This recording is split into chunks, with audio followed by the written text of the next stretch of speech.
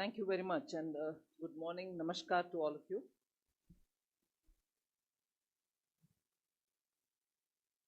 Let me start with my statement before you.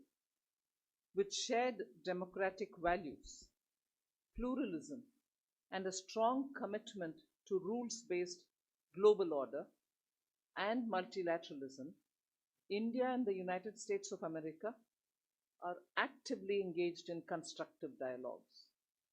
These exchanges serve as a testament to our mutual commitment to nurture a robust partnership and harness the potential for progress and prosperity. The state visit of the Honorable Prime Minister Shri Narendra Modi ji to the United States last month and his meeting with the US President have enhanced the strength and dynamism of the partnership. The historic visit paved the way for new avenues of collaboration, propelling our partnership to a greater height. Today, our discussions highlight the commitment of India and the United States to actively further the G20 agenda, and these include addressing critical global issues such as strengthening the multilateral development banks and taking coordinated climate action, facilitating consensus to intractable issues associated with rising indebtedness of low and middle income countries, and harnessing opportunities presented by crypto assets and digital public infrastructure for financial inclusion. I also look forward to furthering our bilateral interests through development cooperation and new investment opportunities through alternate investment platforms for renewable energy. As we look ahead, we reaffirm our commitment to achieve substantial outcomes through close engagement. By leveraging each other's expertise and resources, we actively promote economic growth, foster innovation, and drive sustainable development.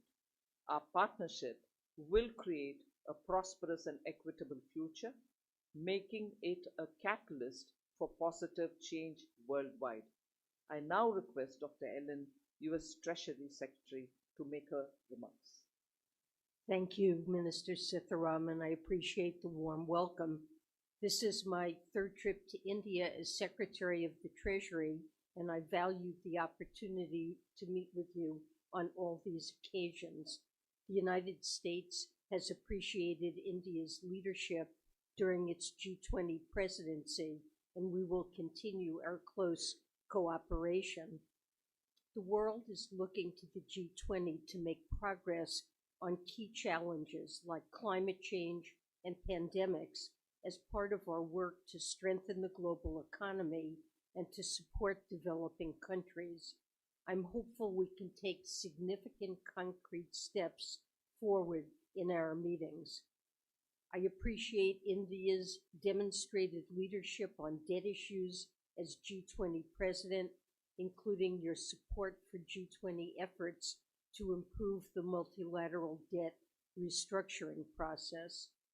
I also welcome India's focus on advancing the evolution of the multilateral development banks, or MDBs. It's vital that we use meetings like this to strengthen our coalition of shareholders that are working together to press for more ambition and specific reforms with respect to the MDB's vision, incentive structures, operational approaches, and financial capacity to better address global challenges. We estimate that the MDBs as a system could unlock $200 billion over the next decade just from the measures already being implemented or under deliberation as part of this process. The recently released G20 MDB Experts Group report is one recent useful input to this work, though we must only explore capital increases after the reforms in these areas have progressed further. We're also proud to have supported Ajay Banga's candidacy to lead the World Bank, and we believe he's providing the right leadership to deliver on these critical reforms. It's also important to address the immediate need to boost the bank's concessional lending capacity for global challenges and support low-income countries to supplement ongoing efforts, and Indian partnership in this effort will be a key to its success. Beyond our cooperation at the G20, we highly value our bilateral relationship with India. As illustrated by Prime Minister Modi's recent state visit to Washington, the United States and India are among the closest partners in the world, and I've been proud to help lead our work on that relationship. The United States is home to the largest Indian diaspora outside of Asia, and it serves as India's largest export market. Bilateral trade between our two countries reached an all-time high last year, and we expect it to grow further in the years to come. Our collaboration spans a range of economic issues, including commercial and technological collaboration, strengthening supply chains, and catalyzing the clean energy transition. In particular, we look forward to working with India on an investment platform to deliver a lower cost of capital and increased private investment to speed India's energy transition.